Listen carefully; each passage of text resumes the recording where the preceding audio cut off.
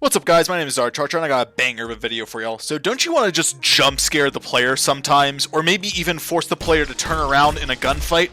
Well, guess what? In today's video, I'm going to teach you all about how to spawn enemies behind the player. So without further ado, let's get started.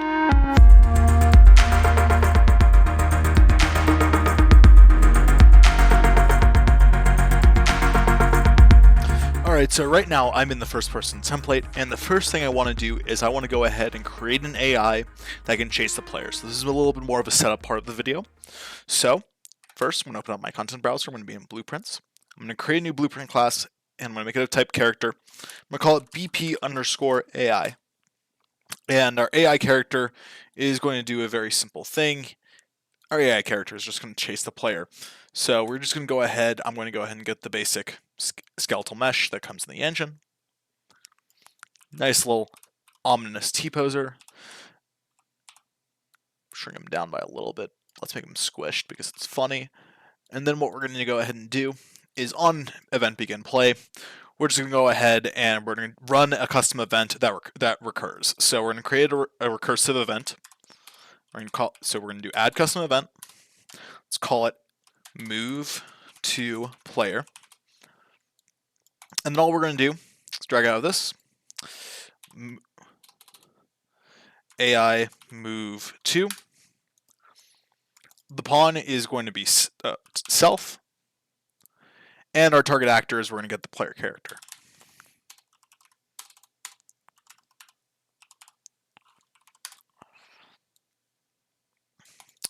And one thing we want to go ahead and do is once we succeed, we just want to move to player again.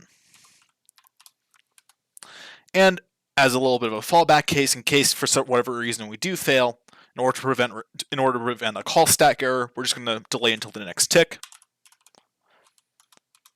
And then after we delay until the next tick, we're going to go ahead and call the event. We're going to go ahead and then call move to player again. So I have a little recursive event that looks like this. Go ahead and let's call this custom event up here. So move to player. And then what I'm going to do is inside of my test scene, I'm going to go ahead and quickly add in a nav mesh. So I'm going to go ahead and get the nav mesh bounds volume. And then I'm going to make this thing really big. Nice. And then we now have it, if we press P, you can kind of see the nav data, and it looks good with me. So we're just going to go ahead and we're going to place our AI that's squished down, and it will now chase the player. Sweet. So the next thing we need to make is the spawners themselves. So the spawners have two functions. First off, the spawners need to know whether or not they're being seen by the player, because if they're not being seen, then they're behind the player. And because of that, we can safely spawn an enemy there. But also, these spawners need to spawn in enemies in the first place. So we'll also go through and code that as well. So how will we do that? Well, let's start off by adding in a spawner. So let's go ahead and create a new blueprint class, type actor, and let's call this BP_spawner. Let's open this up. First thing we want to go ahead and do is we're going to add a cube. And the reason why we're adding a cube is because the function we will use requires the spawner to be rendered in order for it to accurately say whether or not the object is behind the player or not. So because of that, we need some object. Now, if this is a problem for you because you can't have a giant white cube in the middle of your game, the solution is simple. All we have to do is we just need to go into our construction script, get the cube reference, then type in set static mesh, and then our new mesh, right click, promote to variable, call this mesh, and then tap this eyeball. And now what will happen is every single time I place the spawner into the world, well, I can now select a mesh for it to be. So that way you can make this into a chair, you could make this into a soda vending machine, whatever works in your environment. It's just we need the spawner to be rendered in the game in order for the function that we want to use to actually work. So before we do anything else, let's make sure we have a default value for this. I'm going to set this back to the cube simply because I don't have anything for the environment, so cube works fine with me. So the next thing we'll do is we're going to go and create a new function, and we're going to call this behind player question mark. And all this function is going to do is it's going to return a Boolean. And if this Boolean is true, then the spawner is behind the player. So first thing we're going to do is we're going to get an AND condition. And the reason why we're getting an AND condition is because first we want to see if the spawner was rendered recently. But the second thing we want to do is we want to check to see if it's either within the player's radius or if it is in direct sightline with the player. And the reason why we want to do this is because we also want to make sure that we discard any spawners that the player is not near at all, so that way we don't spawn enemies on the other side on the map by accident. So let's tackle one step at a time. First off, we're going to do the simple part. We're just simply going to type in was actor recently rendered. What a function name. This is just an English-friendly way of saying is the actor currently being rendered, or is it being called? And it returns true if it was recently rendered. So what we're going to do is out of the return value, we're going to get a not Boolean, and we're going to simply put that into the first part of our AND. And the reason why we're using this function is because this is a really simple workaround of trying to do any vector math or logic that takes a lot of computation time. So all we have to do is just call this function, make sure it's a not, and the only requirement for this function to actually work is that we have something in the world that we can render, which we do. So that's great. Finally, if you wanted to where it's like just snap neck, where the moment the player looks away, it becomes a valid spawner, then change the tolerance down to 0. But if you wanted to where the player has to be looking away from the spawner for a bit more time, go ahead and up the tolerance. The tolerance is in seconds. Next thing we want to do is we want to make sure that this spawner is within the range of the player, and or the player can directly see this spawner. So the way we're going to do that is we're just simply going to do a line trace by channel, and we're also going to check to see whether or not we're within a distance to an actor.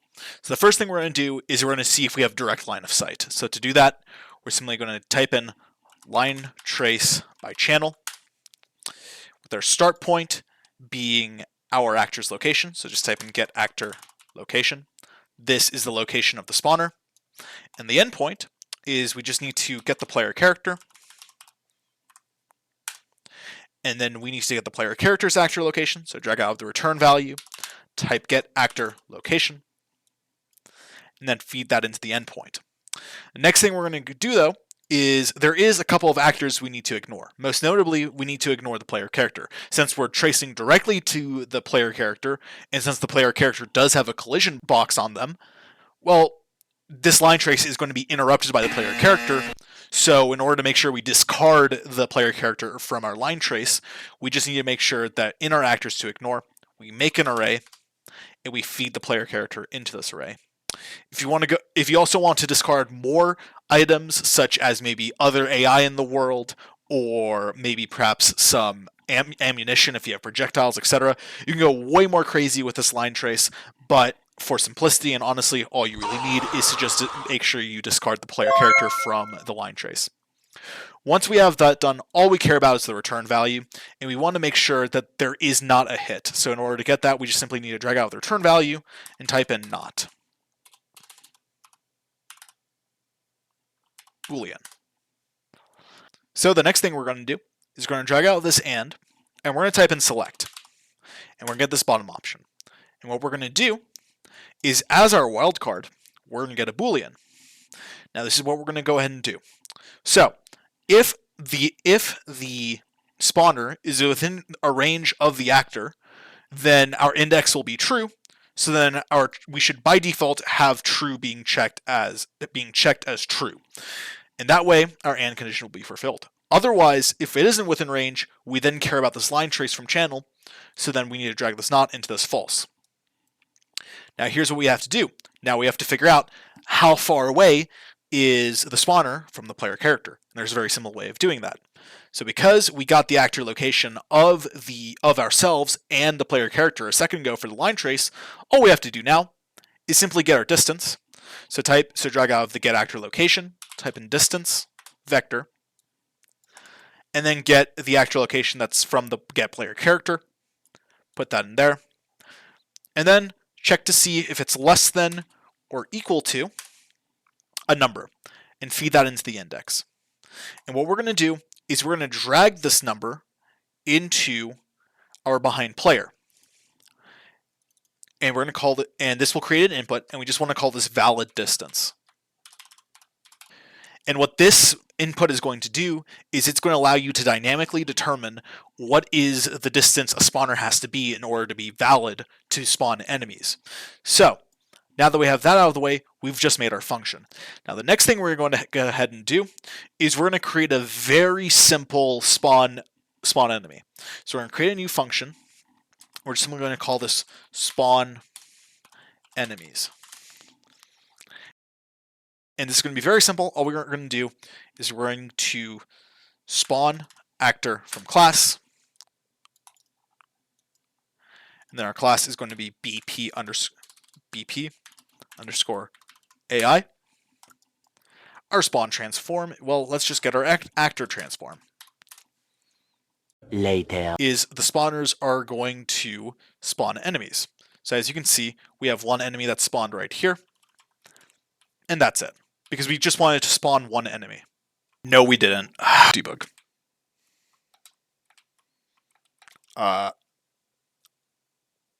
Lamau. Okay. 1 second. Alright, so we have two problems. One, the AI might spawn underneath the map, and thus the player will never fight them. And two, the AI doesn't move after being spawned because, well, we spawned them pretty horribly. So we're going to fix that. So first off, let's go to this get actor transform. Real quick, in collision handling override, let's do this to try to adjust to location, but always spawn. Then for our spawn transform, what we want to do is we want to go ahead and make transform. And then what we're going to do in this transform is a scale of 1, 1, 1 is good. Then what we're going to go ahead and do is we're going to go into our viewport and we're going to add a scene component. So this thing right here, a scene, and all a scene component does is it just exists. And because it exists, we can do a lot of things with it, such as getting its location, which will be useful for us. So all we're going to do now is with this scene component, we're going to go back into our spawn enemies, drag this into our blueprint graph, and then drag out of here, type get world location, and go ahead and plug that into the location.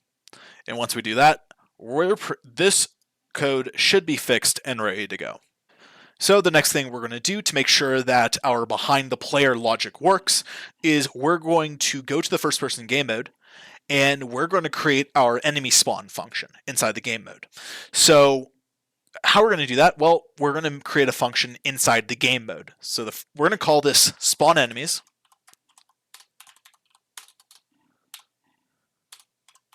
I can't spell. Oh my goodness. Enemy what? Bruh. Okay, hold on. All right, there we go. Spawn enemies. So what we're going to do is we're going to get all of our spawn points. So to do that, we're going to type in get all actors of class. And the class we want to check is BP underscore spawner. And from the out actors, we're going to drag out of this array output, and we're going to type in for each loop. And what this is going to do is it's going to loop over each element within this array, and we're going to do something with it. And once we loop over every element of the array, we then get it completed. So what we're going to do with this is we're going to call behind player question mark.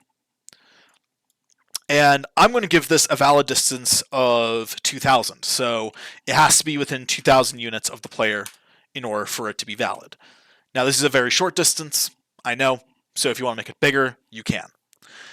And what this is do is this is going to give us a return. From this return node, we want to go ahead and drag out, type in a branch.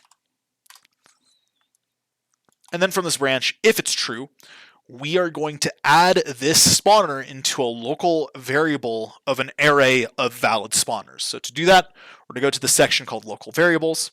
We're going to add a new one. We'll call this valid spawners. Make it of type BP underscore spawner. And then what we're going to do is we're going to change its container, and we're going to make it into an array. And what this is, and all we have to do now is just drag this into the world, get it, or sorry, not into the world, get this into the blueprint space, drag out of the valid spawners reference, type in add, put the execution pin into the true execution pin from the branch, and then get the array element and drag it into this input. And now what will happen is during this for each loop, we will get our valid spawners. And then once we get all of our valid spawners, drag the valid spawners reference, drag another valid spawners reference, drag from its output, type in for each loop. And then all we want to do here is from completed of the previous for each loop, we now want to iterate over all of our valid spawners. And we just want to do good old spawn enemies. And then this will spawn all of our enemies for us. So what we're going to do is we're going to quickly go back into our world, and we're going to litter some spawners around us. So we're going to put some here, we're going to put one right there, and we're going to put one right there. And finally, we're going to put one over there. Boom, we have some spawners. And the last thing we're going to go ahead and do, first I'm going to move this right there, so that way it doesn't get obstructed. What I'm going to do is I'm going to go into the first-person game mode. I'm going to go back to the event graph, and I'm going to go ahead and type in event begin play, and then I'm going to delay by 3 seconds, and then I'm going to call spawn enemies. Alright, now let's play test our changes. So if we go ahead and start playing the game, I'm going to look at the spawner only, and now the AI spawn in. And that's great. Now, real quick, there is a problem with the AI. Right now, they do not chase the player. But that is a very quick and simple fix. It's just something we forgot to do in the setup side of things. All we need to do is go to BP_AI, search for auto, and then down here in pawn, auto possess AI, you want to change this to placed in world or spawned. And what this is going to do is that it's going to create an AI controller to actually move this character around whenever, not just only when it gets placed into the world, but it also gets spawned. So let's go ahead and test out our changes. If we go back into the world, I'm going to just stare at the spawner right here. And now once the AI spawn, oh my god, they're chasing me. This is great. They came from behind. And yeah, congratulations. You've just created a system that allows AI to spawn behind the player. So yeah, that's the tutorial for y'all. I hope you found it really helpful for whatever project you're working on, and I wish you the best of luck on the project you're currently working on. If you found this video helpful, please consider subscribing, as I tend to make a lot of tutorials on things that you usually can't find tutorials for on YouTube. And also, feel free to give this video a like. Also, if you're interested in making a dynamic crosshair in your project that adapts to your weapon spread and bloom, then check out my last video. But otherwise, yeah, I hope you have a great one.